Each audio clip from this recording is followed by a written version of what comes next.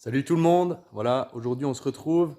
Ça fait un petit bout de temps que j'ai pas fait de vidéo, donc je suis désolé, je suis un peu à la bourre. Je vais pas vous faire un superbe montage et tout ça, donc je vais juste vous faire la petite vidéo, vous mettre deux trois photos pour vous expliquer un petit peu ce qui se passe. Donc hier, on a rentré les derniers rouleaux de foin qu'on a fait sur les prairies écologiques. Donc, c'est des prairies qu'on doit laisser, qu'on s'engage à laisser et à faucher à une certaine date. Donc, en plaine, c'est au 15 juillet. Nous, on a une partie en plaine au 15, le 15 juin, pardon. Donc, on a une partie en plaine à faucher au 15 juin, à partir du 15 juin. Et puis, on a une partie qui est un peu plus haut, donc en zone préalpine des collines 1. Et puis là, c'est au 1er juillet. Et puis, on a fauché donc vendredi passé, on a bottelé lundi, on a ramassé les rouleaux hier. Et puis, je vais vous mettre une petite vidéo, une petite photo, puis une petite vidéo aussi. Donc, tout ça pour vous dire que j'ai modifié le char que j'avais pour les bottes. Donc, j'ai passé de 18 bottes de 150 de diamètre à 22.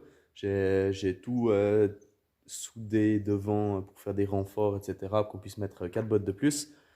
Le but premier, c'était pour la paille, parce que cette année, on a des chars qui sont un petit peu moins grands. Enfin, l'année passée, on avait quelqu'un qui est venu nous aider avec un grand plateau où on remontait 50 bottes à la fois. Cette année, c'est Sébastien, mon copain que vous avez déjà vu, qui est venu m'aider à l'enrubanner avec son plateau où on met aussi 22 bottes dessus qui va venir charrier. Plus le char que j'ai modifié où on peut mettre 22 bottes dessus, ça nous fera 44 par voyage. Et puis, on a testé ça donc avec le foin, ça tient, je suis très content. J'ai modifié aussi la pince à balles rondes qui va au télescopique, donc je vais vous montrer ça tout à l'heure. Et derrière moi, vous pouvez voir, il y a la presse à balles rondes. Donc je l'ai utilisée lundi pour la botteler. C'est la presse qu'on a en fait en commun. On a un groupe agricole, une CUMA, où on loue le matériel. Et puis, donc j'ai pris la presse, j'ai été bottelé lundi. Maintenant, je viens de la souffler, la graisser pour qu'elle soit prête. Parce que cet après-midi, on va aller botteler 5 hectares de paille qu'on achète en bas, à Pontala. Et puis, en tout, on en prend une vingtaine d'hectares. Donc cet après-midi, on va aller botteler les 5 premiers hectares. Ça sera certainement mon papa qui va aller, donc je vais lui demander de faire une ou deux vidéos. Comme ça, je vais pouvoir vous mettre ça dans la vidéo que je suis en train de faire maintenant.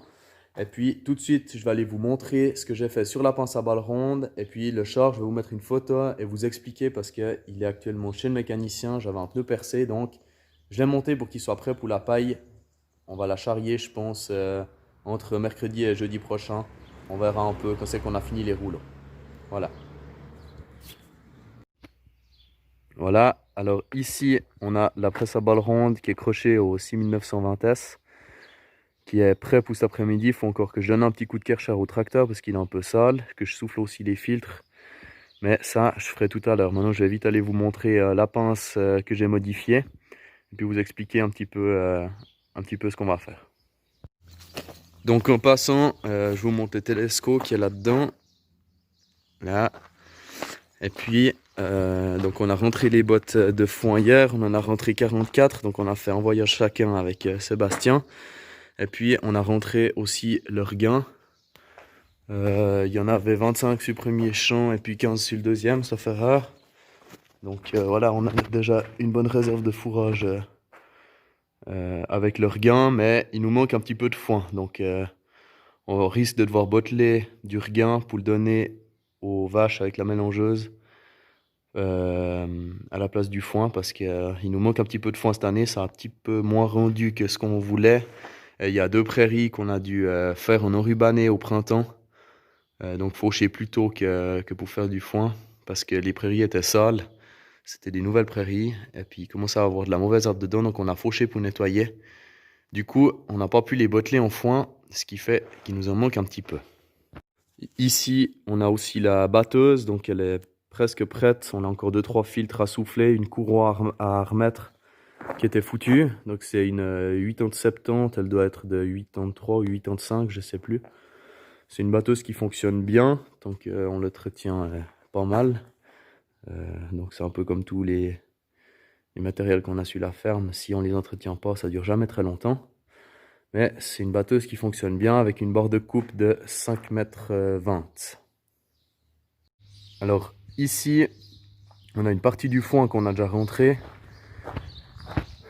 On a aussi un tas qui est ici. Ça, c'est ce qu'on a rentré hier. Et puis, j'en ai aussi un peu là derrière.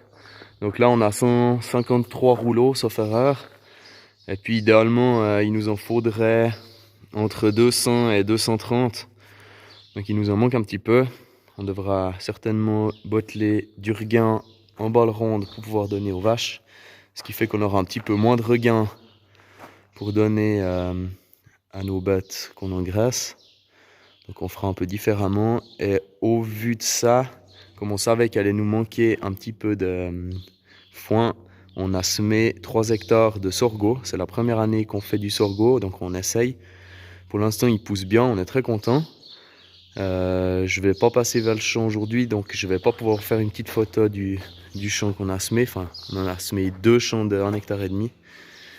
Mais ça nous fera du fourrage ensilé, mais qui va, entre guillemets, remplacer le foin parce qu'il est très peu protéique, le sorgho. Donc je pense que ça fera un bon entre-deux pour compléter le foin qui nous manque. Alors, là, on a la pince à balles rondes. Je l'ai laissé planter, donc on voit pas bien les pics que j'ai rajoutés, mais normalement, on n'a que cette partie-là où on a 4 dents. On en a 1, 2, 3 et 4. De chaque côté qui viennent pincer les bottes. Donc normalement je les prends 2 par 2 comme ça.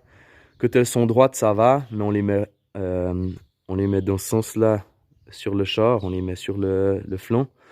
Et du coup je pouvais pas les décharger à la paille 2 par 2 parce que ça déchirait les filets. Donc je vais les prendre une par une. Donc j'en prenais une comme ça, je la mettais plate en dehors du char, je prenais une deuxième, je la remettais dessus, je prenais les deux et j'allais les ranger.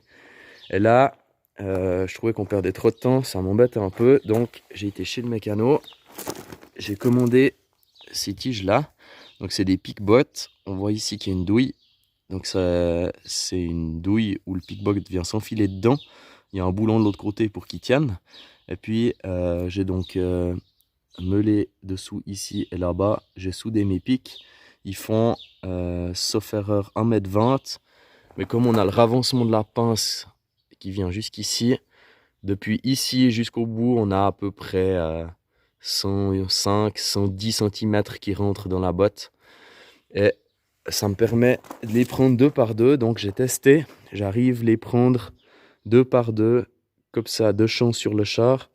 Je les relève et je peux aller les ranger directement. Donc ça me fait pas mal de manutention en moins. Donc du temps de gagner aussi quand on charrie à la paille, ce qui m'arrange bien. Et là, je vais vous mettre une petite vidéo pour vous montrer comment je fais pour les prendre sur le char, avec une petite photo du chargement qu'on a fait hier avec Sébastien.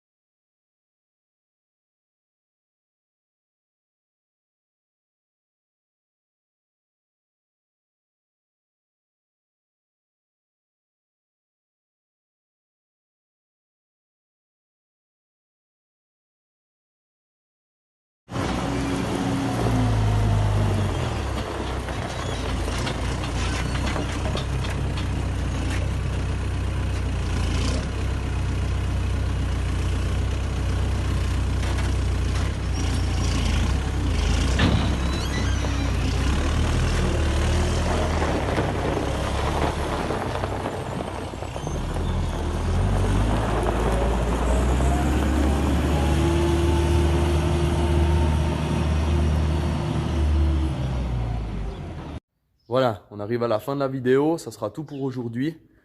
Je vais vous mettre la petite vidéo de la paille, etc. En suivant dès que j'aurai quelque chose. En attendant, likez la vidéo, abonnez-vous, suivez-moi, partagez, et puis à tout bientôt.